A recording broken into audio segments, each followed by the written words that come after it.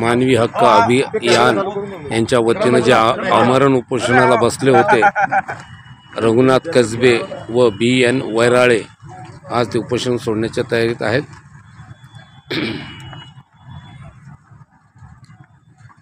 बघूया.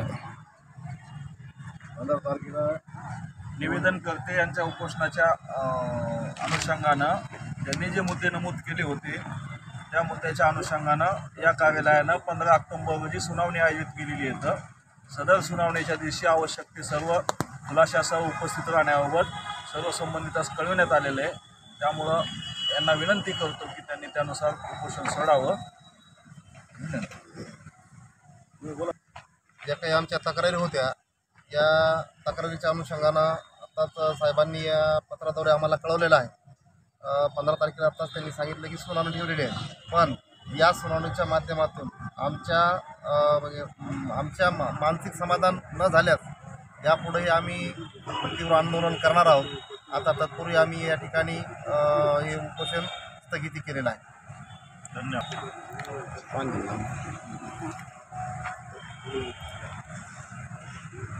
आज उपोषण सोडत आहेत पुन्हा एक ग्लास घ्या ना. रघुनाथ कसबे व BN वैराळे.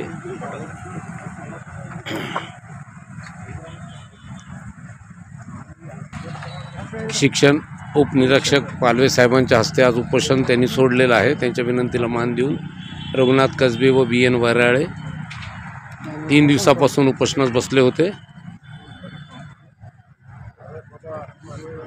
समोर गेल्या 2 दिवसापासून मानवाधिकार कार्यकर्ते श्री रघुनाथ कसबे व त्यांचे साथीदार उपोषणासाठी बसले होते. त्यांचं खास करून खान अब्दुल गफार खान उर्दू प्राथमिक शाळा पाथरीच्या अनुषंगानं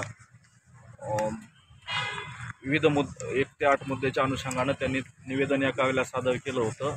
त्या अनुषंगानं चौकशी करण्याची त्यांची मागणी होती, पण त्यांच्या यापूर्वीसुद्धा सदर शाळेविषयी प्राप्त तक्रारीच्या अनुषंगानं या कार्यालयात सुनावणी आयोजितच केलेली होती.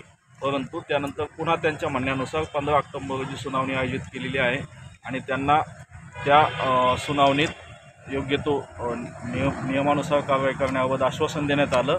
त्यानुसार त्यांनी आज रोजी उपोषण मागे घेतलेलं आहे. त्याबद्दल त्यांचे कार्यालयाच्या वतीनं मी धन्यवाद व्यक्त करतो. बस सर, त्यांच्या ज्या मागण्या होत्या त्या पूर्ण मंजूर केलं काय?